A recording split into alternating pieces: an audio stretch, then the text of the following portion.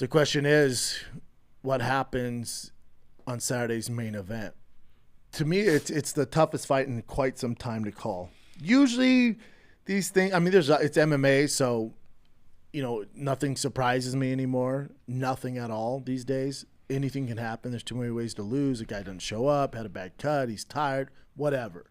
Things happen. It's MMA. There's a million ways to lose, so nothing surprises me. But this fight is tough to call. Super tough to call. DDP and Strickland is a fight where we'll learn early on where if Strickland's going to win this fight, and it's 5 rounds, which is a huge advantage to Strickland. His cardio is absolutely insane. His pace is insane. Early on, especially in the first, second round, if Strickland can impose his will and use his cardio and pressure to get DDP on his back foot, this is a good sign if you're a Strickland fan. So if Strickland can dictate the pace, he's going to blow DDP out of the water. If he can dictate the pace, just like he did with Izzy, just like he's done before, and avoid the big shot, which I think he's learned from the Alex Pereira fight, not to play that game. If he can control the pace, if he can continue to put DDP on his back foot, he's going to blow the doors off DDP. That's easier said than done because this is a clash of styles. You have one guy that likes to apply pressure like Strickland, and use his pace and break guys down and mentally break their will through cardio. And you got DDP who doesn't really go backwards. He comes forward, not the most technical guy, even though he is technical. It's like saying Gaethje's not technical. Gaethje's technical in his own right. DDP is awkward, but for his style, it's very technical. Although it doesn't look like it to the trained eye, he's very, very technical. We saw it in the Whitaker fight. So for DDP, it's going to be controlling Strickland's pace, getting Strickland to go backwards, not just hovering around the cage. Once his foot does go past that black line, circling out and turning around and kind of imposing his power shots and, his will on Strickland. So this is going to be an interesting battle here because both guys need to control the pace. Whoever controls the pace wins the fight. Nobody's better at controlling the pace and changing the narrative of a fight than Sean Strickland. So that's why I err towards Sean Strickland in this fight. Because besides Alex Pereira, he just breaks dudes. He breaks everybody. So I just think DDP is going to have a hard time. And I also don't think not only the fan base, even if you're a big Sean Strickland fan, but just fight fans in general don't realize how technically, defensively good Strickland is. So I do think he can avoid the big shot from DDP.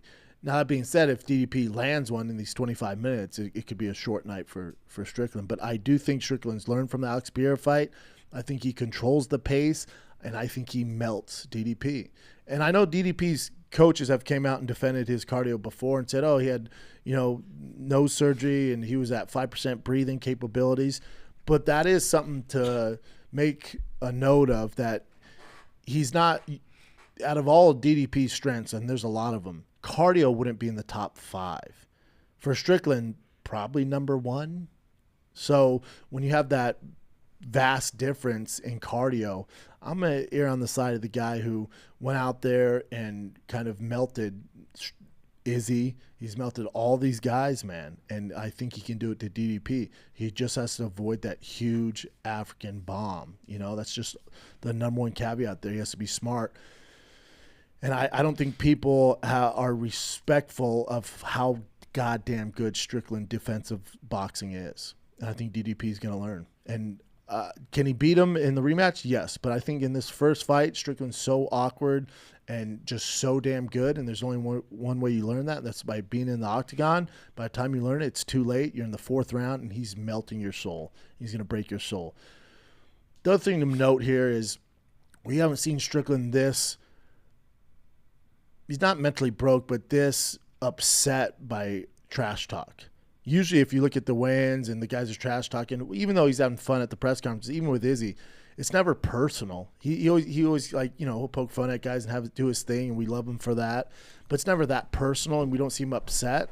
This is the first time we've seen Sean Strickland personally offended, and you can see, they came sit next to each other. He's fighting him. So is that an issue for Strickland? Is Strickland at a championship level where he that doesn't affect his game? He can still maintain a level head and not use, this anger to trade shots with DDP. Something to be said. He definitely needs to, and I'm sure his coach Nick Sick knows this. He knows that Sean needs to fight smart and fight with his head and not his heart, and because DDP will make you pay. So all that being said, I do have Sean Strickland winning this fight. I have him win this fight. I think he can TKO him in the 4th round. I would say it's a late TKO just because the cardio, he wears DDP down, eventually lands big shots and gets him out of there, or it's via decision. And I think he wins 4 rounds, probably 3 to 4 rounds. I don't think he pitches a shutout because I think that first round he's going to be feeling him out. He might not be able to apply the pressure, but as the fight goes on, as we've seen with DDP, his cardio is something you should be worried about if you put money on him. When it comes to Strickland, again, go back to DDP there. Mm-hmm. The Darren Till fight, we saw some cardio issues. The Derek Brunson one, obviously with the – where was the one fight I'm thinking of? Obviously with the Robert Whittaker, he didn't have to show cardio there. He finished him early in the 2nd round. So, but the Derek Brunson fight, there's some questions. Definitely the Darren Till, the Brad Tavares.